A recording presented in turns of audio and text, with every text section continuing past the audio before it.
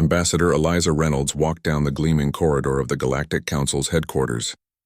Her footsteps echoed against the polished stone floor. The tall windows showed the vast expanse of space and the blue-green planet below. She adjusted her formal uniform and took a deep breath. Today was supposed to be a day of progress. Earth had been part of the Galactic Council for 15 years. They had followed all the rules. They had shared technology. They had allowed alien species to visit Earth. They had been good members of the galactic community, but something felt wrong. Eliza entered the grand meeting chamber. Representatives from 30 alien species sat around a massive round table. Some had scales, some had tentacles, some looked almost human. All of them turned to look at her as she entered. "Ambassador Reynolds," said Counselor Therix, his reptilian face unreadable. "We were beginning to worry you wouldn't join us." "I apologize for the delay," Eliza said, taking her seat. She didn't mention that she had received an urgent message just before the meeting, a message that made her blood run cold. The meeting began. The council discussed trade routes, defense protocols, and resource sharing. Eliza remained silent, her mind racing. The message she had received contained encrypted data about Earth's colonies. Strange incidents had been happening. People disappearing, equipment failing, and all of it covered up by council authorities. Her communication device vibrated silently in her pocket. Another message.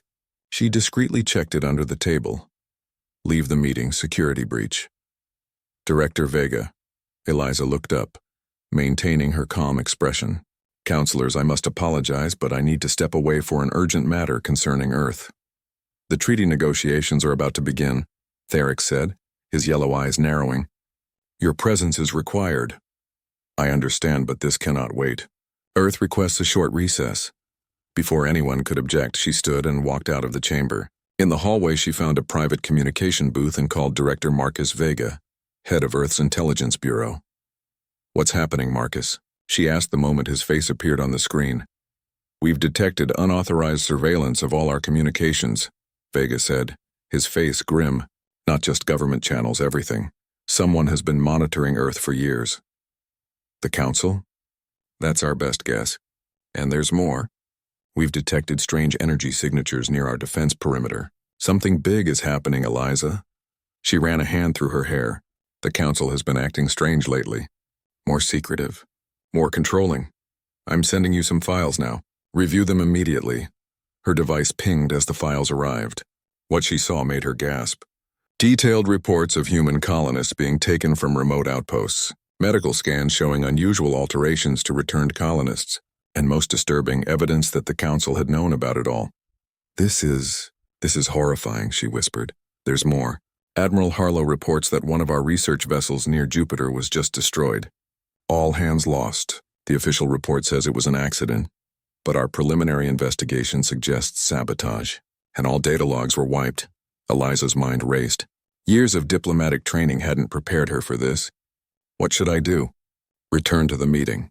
Act normal. We need time to gather more evidence." She nodded and ended the call. As she stepped out of the booth, she nearly collided with Counselor Therix.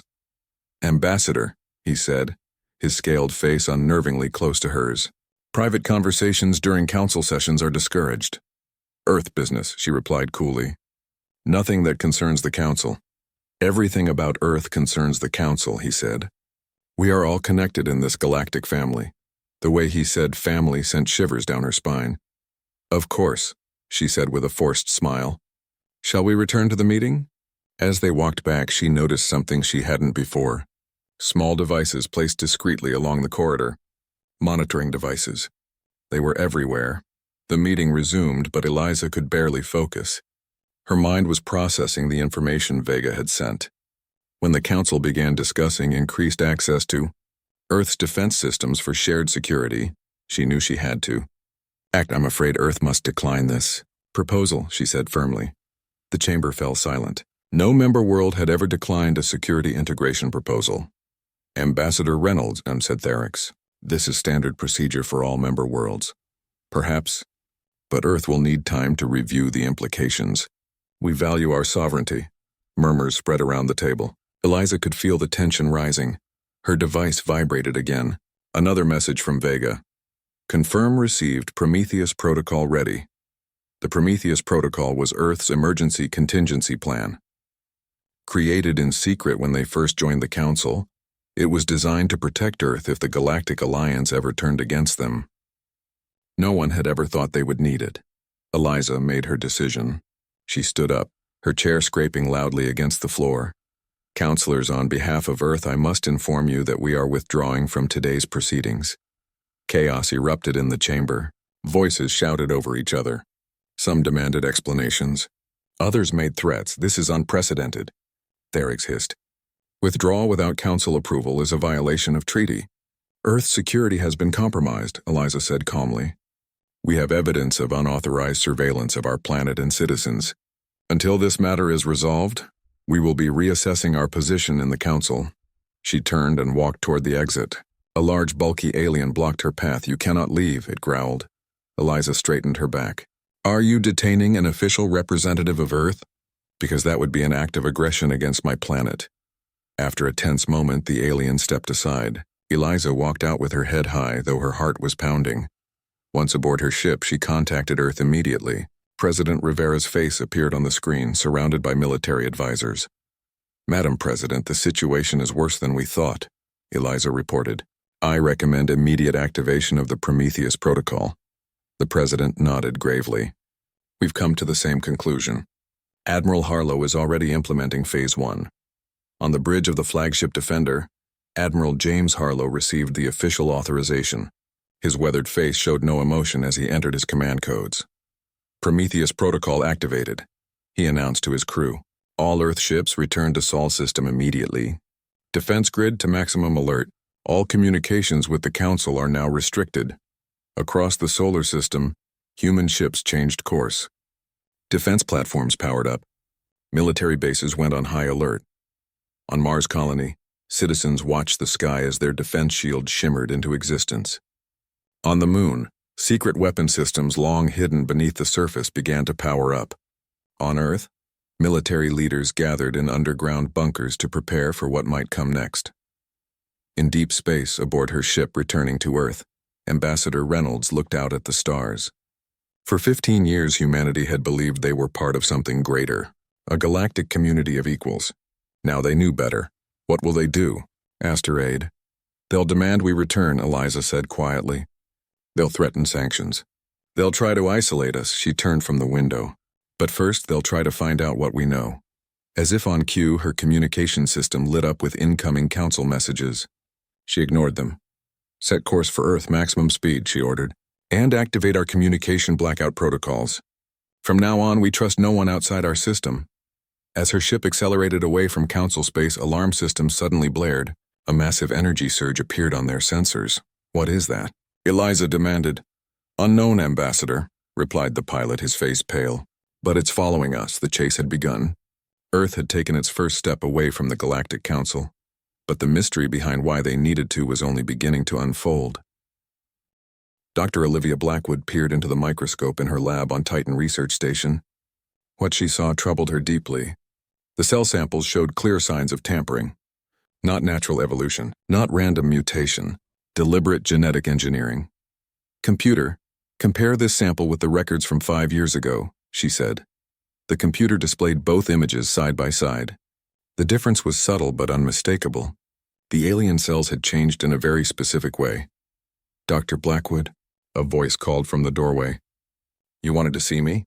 Olivia looked up to see Commander Thomas Reed, the head of security for Lunar Command. He had traveled all the way from the Moon to Titan after her urgent message. Yes, Commander. Thank you for coming. She gestured to the screen. Look at this. These are cell samples from the Regellian ambassador who visited Earth last month. Compare them to samples we took from Regellians 5 years ago. Reed studied the images. His military training hadn't included advanced biology, but even he could see something was off. They're different. Is that natural? No, Olivia's voice was firm. These changes are precise, engineered. Someone has modified the Rigellians. And not just them. I've found similar changes in samples from 5 other Council species. Reed's expression darkened. You're saying someone is genetically modifying Council races? Yes, and the modifications all have one thing in common. She pulled up another image. They all include this sequence. It's a receiver of sorts. It makes the modified being susceptible to certain frequencies. Mind control? Potentially. Or at least influence. Reed sat heavily in a nearby chair. Since Earth had cut ties with the Galactic Council 3 weeks ago, everyone had been on edge. This new discovery would only heighten tensions. I need to report this to Lunar Command, he said, and Earth needs to know immediately. As Reed left to make his report, Olivia continued her research. She had a terrible feeling they were only scratching the surface of something much bigger. On Mars Colony, Governor Alexandra Wilson stood at the viewport of her office, watching workers construct new defense batteries. Since Earth's withdrawal from the Council, Mars had been fortifying its defenses. As the closest major human settlement to potential invasion routes, they would be the first line of defense. Her assistant entered with an urgent message. Governor, we're detecting unusual geological activity in Sector 7. Earthquakes. Mars doesn't have active tectonics. No, ma'am. It's different. The pattern is too regular to be natural. Wilson frowned. Show me. The assistant projected a 3D map of the area.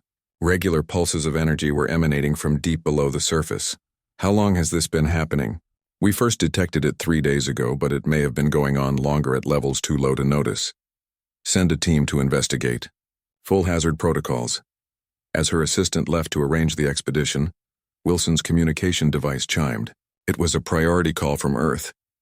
Governor Wilson, said the grim face of Director Vega. We've received concerning news from Lunar Command. Be on highest alert. I'm sending you the details now. After reviewing Dr. Blackwood's findings, Wilson ordered increased security around all Mars facilities. Something was happening, and humans needed to be ready. Back on Earth, a small ship landed at a remote facility in the Alaskan wilderness. The ship wasn't human in design. Its smooth, curved hull gleamed oddly in the sunlight. A team of armed guards surrounded it as the hatch opened. A single figure emerged. Tall, with forearms and skin that shifted colors like an octopus, it raised its upper arms in a gesture of peace. I am Krell, it said in halting English. I seek asylum. I bring warning. The guards escorted Krell to a secure facility where Director Vega waited. After thorough scanning for weapons or surveillance devices, Vega began the interview. Why have you come to Earth, Krell? The alien's skin rippled with dark patches, which humans had learned indicated distress in its species. I was scientist for Council. I discovered bad project, against humans. Krell's English was basic but understandable. It explained how it had worked in a secret Council facility, studying human physiology. Council leaders want human test subjects. Study why humans resist. Resist what? Vega asked. The influence. The control. Krell's forehands made complex gestures as it struggled to explain. Other species easy to control with right frequency. Humans not. Council wants to know why. Vega's blood ran cold. This aligned perfectly with Dr. Blackwood's discovery. Are you saying the Council is controlling other species through genetic manipulation? Not all Council. Small group. Very powerful. Very secret.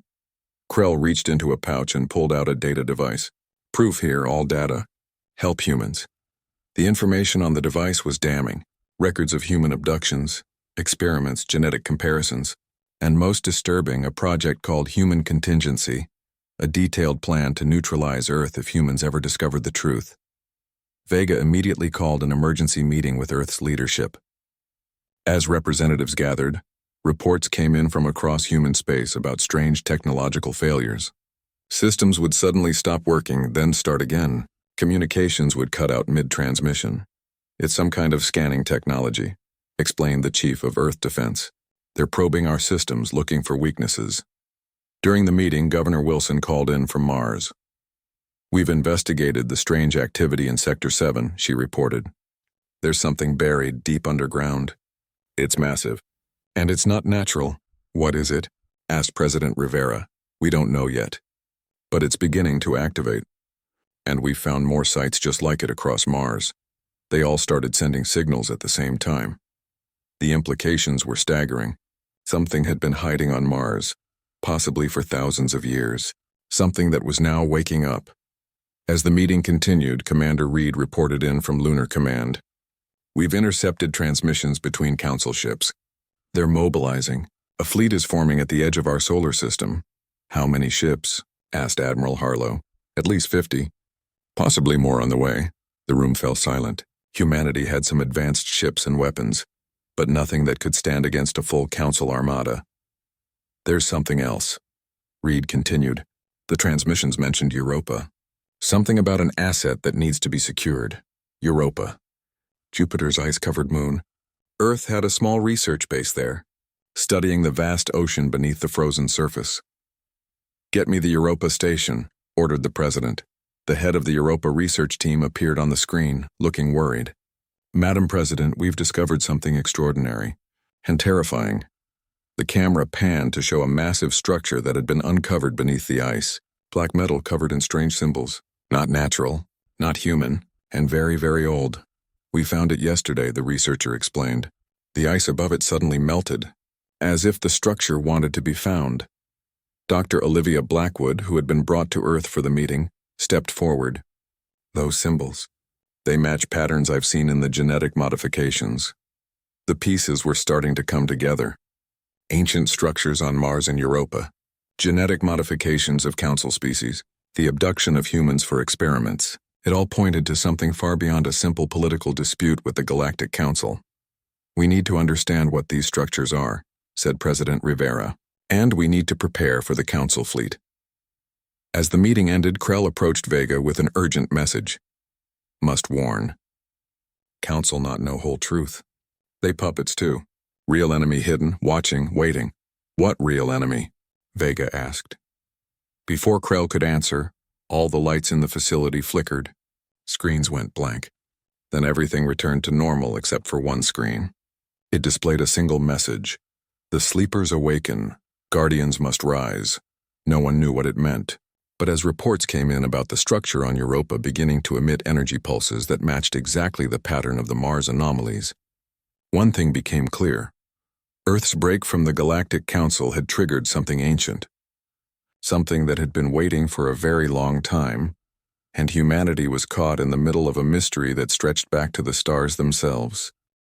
General Diana Foster stood before the holographic display in Earth's military headquarters. The map showed the positions of all human and council ships throughout the solar system. Red dots represented the growing council fleet at the system's edge. Blue dots showed Earth's defensive positions. There weren't enough blue dots. We're outnumbered 3-1, she told the assembled military leaders. If they attack with full force, our outer defenses will fall within hours. Then we make every hour count, replied Admiral Harlow. Status of the Prometheus Protocol? Phase 2 is complete, reported a young officer. All civilian populations have been moved to secure shelters. Emergency supplies are in place.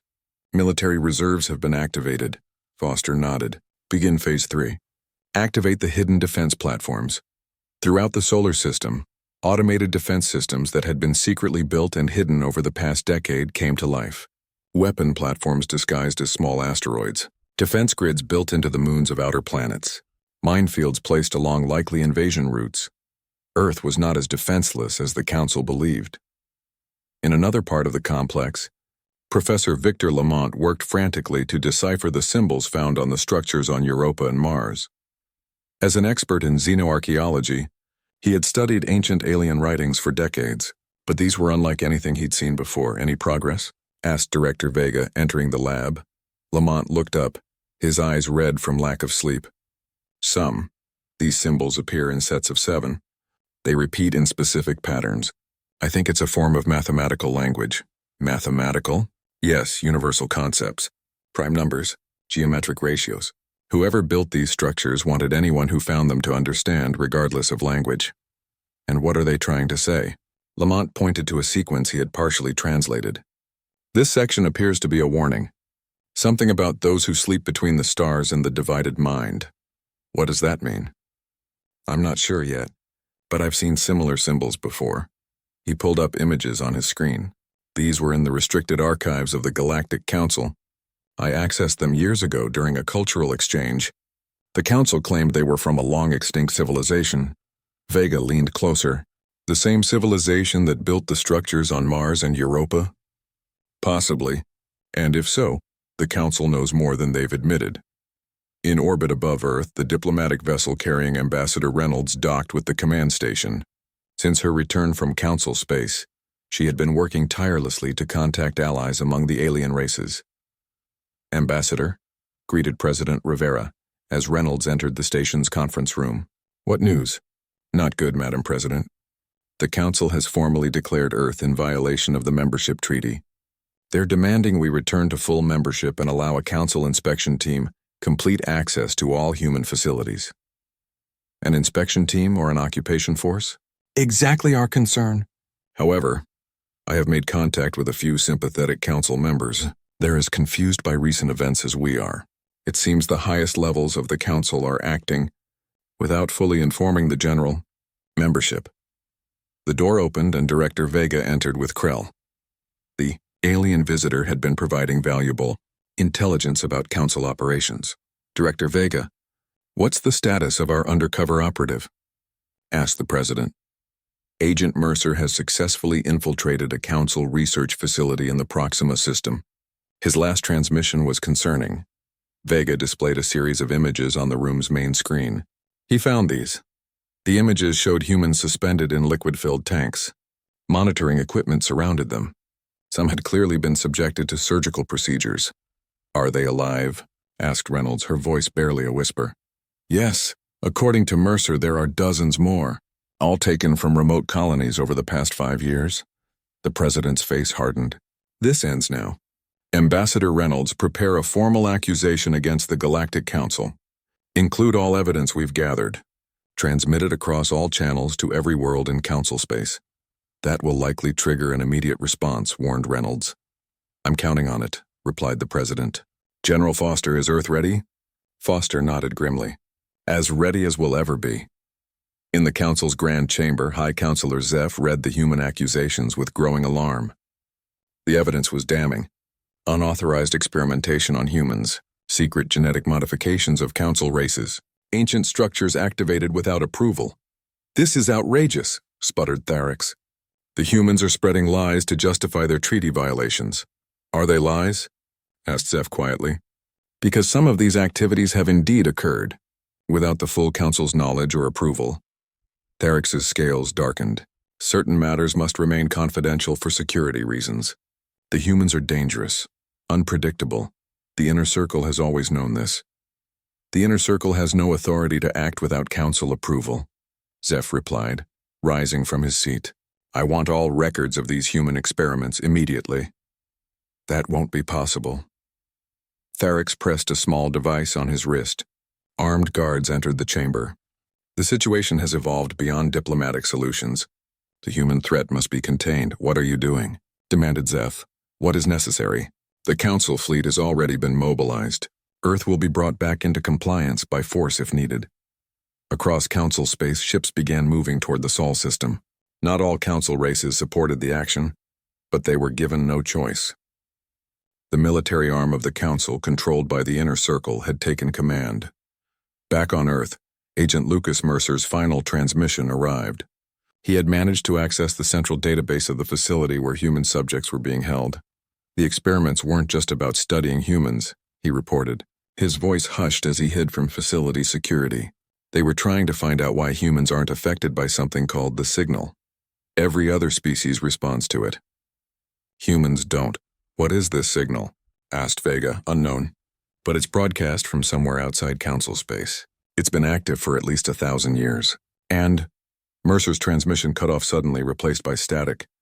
At that moment, alarms blared throughout Earth's defense network. General Foster rushed to the command center.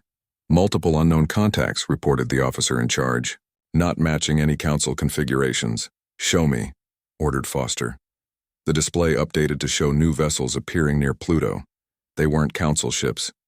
They were something else entirely. "Black angular craft with no visible propulsion systems. Are they hostile?" As if in answer, the unknown ships opened fire. Not on human defenses, but on the approaching Council fleet. Explosions bloomed silently in the void of space. "What the hell is happening?" demanded Foster. "Ma'am, we're receiving a transmission from the lead Council vessel." The screen showed the face of a Council military commander, panic evident in his eyes. "Earth vessels, we are under attack by unknown hostiles. Request immediate assistance." Foster hesitated. Hours ago, these Council ships had been the enemy, coming to force Earth back under Council control. Now they were requesting help? General Foster, said President Rivera, entering the command center. Professor Lamont has made a breakthrough with the translations. The ancient structures were built by a civilization that called themselves the Guardians. They were fighting against an enemy they called the Architects. The Architects could control minds across vast distances. The signal that Mercer mentioned, said Foster. The one that affects all council species but not humans. Exactly. Lamont believes these new ships are controlled by the Architects. The structures on Mars and Europa were built by the Guardians as a warning system. They activated when they detected Architect ships entering our system. The implications were staggering. The Council wasn't the real enemy. They were being manipulated by an ancient force. A force that was now here in Earth's solar system. Ma'am, said the communications officer, the Council commander is still requesting assistance. Foster looked to the president. Rivera nodded. Tell the Council vessels to fall back to Earth's defensive perimeter, ordered Foster. We'll cover their retreat. And inform them we expect full disclosure about everything they know about these Architects. As the Council fleet scrambled to reach the relative safety of Earth's defenses, more Architect ships appeared. The mystery that had begun with Earth cutting ties to the Galactic Council had become something much larger. A conflict that had been hidden for millennia was now in the open. And humanity, the species that couldn't be controlled by the signal, found itself on the front line of a war they never knew existed. On Europa, the ancient structure was now fully active, projecting a massive energy shield that deflected attacks from the Architect ships. Similar shields appeared over Mars and Earth. The Guardians had left defenses for humanity to use. Professor Lamont worked frantically to translate more of the Guardian symbols. Each revelation painted a clearer picture of what they were facing. The Architects aren't like us, he explained to the Emergency Council of Human and Allied Council leaders. They don't exist fully in our dimension. They project into our reality. That's why they need to control other species. They need physical bodies to interact with our universe. Captain Sofia Rodriguez guided her stealth vessel, the Shadowhawk, through the debris field at the edge of the solar system. 3 days had passed since the Architect ships had first attacked. The battle had spread across all of Earth's territory. Status report, she ordered, her voice steady despite the tension. Stealth systems functioning at peak efficiency, replied her first officer. No sign we've been detected. Good. Maintain course to the coordinates. Their mission was as dangerous as it was vital. While Earth's forces fought alongside loyal Council ships, the Shadowhawk had been sent beyond Council space. Their destination, a region known as the Dark Sector. No Council ship had ever returned from there. But Professor Lamont's translation suggested it was the source of the Architect's power. Captain, called the sensor operator, I'm detecting unusual energy readings ahead. Rodriguez moved to the sensor station. The display showed rippling patterns of energy, unlike anything in their database. Record everything, she ordered. Dr. Parker needs to see this. In his laboratory aboard the Shadowhawk, Dr. Nathan Parker was already studying the sensor data as it came in. As an expert in quantum physics and dimensional theory, he had been specifically chosen for this mission. Fascinating, he muttered, adjusting his glasses. These readings suggest a partial dimensional overlap. In simple terms, Doctor? Asked Rodriguez, entering the lab. Parker looked up. Reality itself is being manipulated. The boundary between dimensions is weaker here. That's likely how the Architects are projecting into our universe. Can it be blocked? Theoretically, yes, but we'd need to understand exactly how they're doing it. He pointed to his screen. These energy patterns are structured. Mathematical, it's a language of sorts. Like the Guardian symbols? Similar principle, but much more complex. The Guardians used math to communicate. The Architects are using it to rewrite the laws of physics. The Shadowhawk continued deeper into the Dark Sector. As they progressed, the ship's systems began to behave erratically. Lights flickered. Sensors gave impossible readings. Crew members reported hearing whispers at the edge of hearing. It's the signal, explained Parker. Even though humans aren't directly susceptible, it's affecting our technology. And at high enough levels, it might still impact our brains. Rodriguez ordered all non-essential personnel to the shielded central compartment of the ship. Only she, Parker, and the minimum required bridge crew remained at their posts, protected by experimental blocking devices developed based on Guardian technology. Captain, called the communications officer, we're receiving a transmission. From where? There's nothing out here. unknown source. It's not using any standard frequency. Put it through, but be ready to cut it off if anything happens.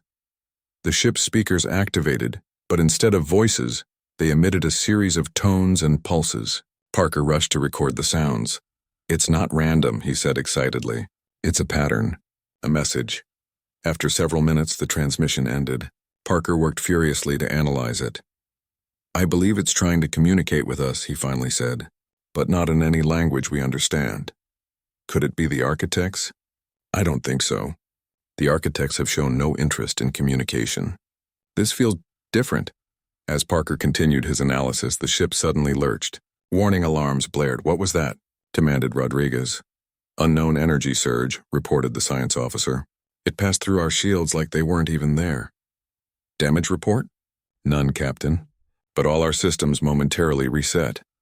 Parker's eyes widened as he studied his instruments. Captain, something just scanned us completely down to the atomic level. Hostile? I don't think so. It felt more like curiosity. The ship's screen suddenly went blank. Then they displayed a single symbol, one that Parker recognized from the Guardian writings. It means alliance or connection, he said. The symbol was replaced by a message in English, follow. A navigation coordinate appeared on the helm console. Rodriguez hesitated. Following mysterious directions in uncharted space went against all protocol, but their mission was to find answers. Set course, she ordered, but be ready for immediate retreat. The Shadowhawk moved deeper into the dark sector, following the provided coordinates. They arrived at what appeared to be empty space. There's nothing here, said the first officer. No, corrected Parker. Look at the quantum readings. Space itself is folded here. As they watched, the emptiness before them rippled. A massive structure phased into existence, not solid like a ship or station, but shifting and flowing like liquid metal. My God, whispered Rodriguez. A voice spoke directly into their minds, bypassing the ship's communication system. I am the Sentinel. I have waited for the Guardian's children to find me. Back on Earth, the battle against the Architect ships continued. Human and Council forces fought bravely, but they were being pushed back. The Guardian structures on Mars and Europa provided some protection, but not enough. In a secured bunker beneath Earth's surface, Counselor Vexitra met with Earth's leadership. Unlike most Council members, Vexitra had been working secretly to expose the Inner Circle's activities for years. The Architects have been manipulating the Council for centuries, Vexitra explained. The Inner Circle didn't start as their puppets, but over time they fell under Architect influence. How did you escape this influence? Asked President Rivera. My species has a unique neural structure. We're partially resistant, though not as completely as humans. A small group of us formed a resistance. We've been gathering evidence, trying to warn the Council. And now the Architects have shown themselves openly. They no longer need to work through proxies. Professor Lamont entered the room, excitement evident on his tired face. We've made a breakthrough with the Guardian technology on Mars, he announced. The structure isn't just a weapon platform. It's part of a network. There are similar structures on dozens of worlds throughout the galaxy. Can we activate this network? Asked General Foster. Possibly. But we're missing a key component. A control node. At that moment, a priority message came in from the Shadowhawk. Captain Rodriguez's face appeared on the screen, her expression a mix of awe and urgency. We've made contact with an entity called the Sentinel, she reported. It claims to be an artificial intelligence created by the Guardians as a failsafe. The control node, whispered Lamont. The Sentinel has shared critical information, continued Rodriguez. The Architects aren't a single species. They're a collective consciousness that exists primarily in another dimension. They use the signal to control other beings and extend their influence into our universe. We know this already, said Foster impatiently. Yes, but what we didn't know is why they fear humans. Dr. Parker, explain. Parker appeared on screen. Humans weren't just engineered to resist the signal. We were designed as weapons. Our brains can generate counter-signals that disrupt Architect control. With the right technology, a single human could potentially free thousands of controlled beings. What technology? Asked Rivera. The Guardian network. The structures on Mars and Europa are amplifiers. With the Sentinel's help, we can use them to broadcast a counter-signal across the galaxy. Hope spread through the room. For the first time since the crisis began, they had a real chance, but there was a cost. "The Sentinel warns that the process is dangerous," said Rodriguez. "The humans who generate the counter-signal will be at risk. Their minds will be directly exposed to the Architect's dimension." "What kind of risk?" asked Foster, unknown. "Possibly permanent mental damage. Possibly death." Silence fell over the room. The fate of the galaxy might rest on a handful of human volunteers willing to risk their sanity and lives. "I'll do it," said Lamont quietly. "I've studied the Guardian writings more than anyone. I understand their thinking." "We'll need more than one person," said Parker. "The Sentinel suggests at least 7 minds working in concert." "You'll have volunteers," promised Foster. "Including me." As plans were made, the Architect ships pressed their attack with renewed fury. They seemed aware of what humans were planning. Their attacks focused on the Guardian structures, trying to destroy them before they could be fully activated. In orbit around Earth, the combined human and loyal Council fleet fought desperately to protect their world. Ships exploded in silent blazes of light. Debris scattered across space. Brave pilots on both sides sacrificed themselves to buy time. Aboard the Council flagship, High Counselor Zeph watched the battle with a heavy heart. "How could we have been so blind?" he asked. "The Architects have been influencing us for generations." "The signal is subtle," replied the human liaison officer. "It doesn't control directly. It nudges, suggests. Over time, those small influences add up. And humans are completely immune. Not completely, but we're more resistant. We question more. Push back against external control." Zeph nodded thoughtfully. "Perhaps that's why the Council found humans so frustrating. Your tendency to question authority, to challenge established practices. The very traits that made you difficult allies are now your greatest strength." On Earth, the 7 volunteers prepared for the risky procedure. Professor Lamont led them through mental exercises based on Guardian techniques. They would be humanity's champions in a battle fought not with ships and weapons, but with minds. President Isabel Morgan stood before the assembled representatives of humanity and their new allies. 1 month had passed since the battle against the Architects. The Grand Chamber, hastily constructed in the shadow of the Mars Guardian structure, hummed with tense energy. "Today," she began, her voice carrying across the silent room, "we stand at a turning point in galactic history. What began as Earth's withdrawal from the Galactic Council has revealed a truth hidden for thousands of years." The gathered audience included humans from all colonies, loyal Council members who had broken away from the corrupted Central Authority, and representatives of species who had been freed from Architect influence. "The Architects have been manipulating galactic civilization since before recorded history," Morgan continued. "Using the signal, they controlled the evolution and development of countless species. They fostered conflict. They prevented unity, all to maintain their power." Behind her, a massive screen displayed images from the final battle. The Guardian network, activated by the 7 human volunteers, had broadcast a counter-signal throughout the galaxy. Millions of beings had suddenly awakened from subtle mental control they never knew existed. "The cost was high," Morgan said, her voice softening. "Many brave souls gave their lives in the fight." The images shifted to show the 7 volunteers. Professor Lamont and 2 others had survived, though they now existed in a state between dimensions, able to perceive realities invisible to normal humans. The other 4 had been lost entirely, their minds burned out by the strain of connecting directly to the Guardian network. In the audience, Dr. Elizabeth Shaw listened intently. As an expert in human evolutionary genetics, she had been working non-stop to understand humanity's unique abilities.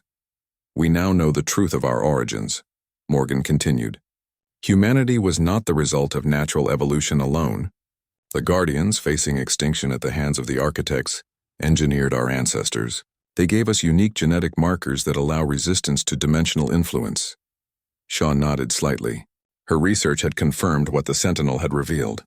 Human DNA contained sequences unlike any other known species, not random mutations, but deliberate modifications designed to protect the human mind from outside control. "But the Guardians did more than create a resistant species," Morgan said. "They created a species capable of fighting back, of taking up their mantle as protectors of free consciousness throughout the galaxy."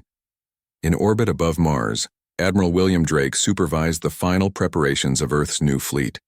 ships equipped with technology derived from both Guardian designs and innovations developed by Dr. Parker's team, vessels capable of detecting and counteracting architect influence. The Dimensional Fleet, as it had been named, represented humanity's new role in the galaxy. Not just another member of a corrupt council, but guardians against an ancient enemy. On the observation deck, Drake watched as engineers installed the final components on the flagship. Defiance. Beautiful, isn't she? Said Captain Rodriguez, joining him at the viewport. Since her encounter with the Sentinel, she had been promoted to lead the first deep space mission of the new fleet. More than beautiful, replied Drake. She represents hope for everyone. Back in the chamber, President Morgan moved to the next critical announcement. The Galactic Council as it existed is no more. The corruption ran too deep. In its place, we propose a new alliance, one founded on transparency, mutual respect, and vigilance against dimensional manipulation. Representatives from 47 former council worlds stood in support. Species who had been at odds for centuries found common ground in their shared experience of awakening from architect control. But our fight is far from over, Morgan warned. The architects have retreated but not surrendered. They have existed for millions of years. They are patient. They will try again. In a sealed laboratory beneath the Mars Guardian structure, Professor Lamont and his fellow survivors worked with teams of scientists to translate more Guardian knowledge. Their new dimensional perception allowed them to see meanings in the ancient symbols that had previously been invisible. The architects exist primarily in what the Guardians called the Fold, Lamont explained to a group of researchers. His voice had changed since the procedure, carrying harmonic overtones that seemed to come from everywhere at once. A dimension that intersects with ours at certain points. They cannot fully enter our reality without vessels. Vessels? Asked one researcher. Controlled beings. Bodies they can use. That's why they need the signal. To create appropriate vessels. The implications were disturbing. The architects hadn't been defeated, merely pushed back. And they would be looking for new ways to extend their influence. In another part of the complex, Dr. Shaw presented her latest findings to a joint human-alien research team. The genetic markers that provide resistance aren't static, she explained, displaying complex DNA models. They're designed to evolve, to adapt to new forms of dimensional influence. You're saying humans are still changing? Asked a reptilian scientist. Yes. The Guardians didn't just create a weapon. They created a self-improving weapon. Each generation of humans has the potential to develop stronger resistance. Across the galaxy, the effects of the counter-signal continued to spread. Species that had been under subtle control for millennia suddenly found themselves truly free for the first time. Some reacted with confusion, others with joy, some with anger at the manipulation they had endured. Conflicts erupted on some worlds as factions fought for control in the power vacuum left by the collapsed council. Earth sent peacekeepers where they could, but the galaxy was vast and resources were limited. On a remote planet near the galactic core, a different scene unfolded. In a chamber hidden deep underground, a being unlike any other stirred. Not flesh and blood, not machine, but something between dimensions. The Archon, leader of the Architect Collective, had retreated here when the counter-signal began. Now it gathered its strength, reaching out to those few servants still under its control. The Guardians are gone, it communicated to its followers. But their children have risen. Humans. The final mistake of our ancient enemy. The Archon's form shifted between states, never fully material. A glimpse would show something vaguely humanoid, but wrong in fundamental ways. Too many angles, too many dimensions. Humans were meant to be controlled, not independent, it continued. The Guardians' programming was flawed. They gave their creation too much freedom, too much potential. Its servants listened in reverent silence. We will adapt. We will find new ways to extend our influence. The signal will be modified. Humans will be studied. Their resistance will be overcome. Back on Earth, a global celebration marked the formation of the new alliance. Citizens who weeks earlier had been huddled in shelters now filled streets and parks, looking up at the night sky with new understanding. Among them was Director Vega, watching the festivities from a balcony. Ambassador Reynolds joined him carrying 2 glasses of champagne. To unexpected allies, she said, offering him a glass. To solving mysteries, he replied, raising his glass in return. Do you think it's really over? She asked. No, he said honestly, But we're no longer fighting in the dark. We know what we're facing now. In orbit, the Defiance prepared for its maiden voyage. Captain Rodriguez reviewed the mission parameters with her crew. We'll be exploring beyond former Council space, she explained, looking for signs of Guardian outposts, Architect activity, and other species who might be allies. Or threats, added her first officer. Yes, the galaxy is much bigger and more complex than we ever imagined.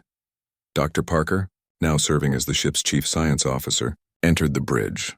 Final diagnostics complete, he reported. The dimensional sensors are functioning perfectly. If there's any Architect influence where we're going, we'll detect it.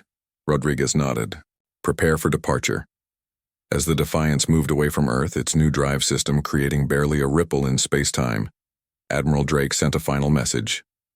Godspeed, Defiance. Remember, you carry the hopes of not just humanity but all free beings.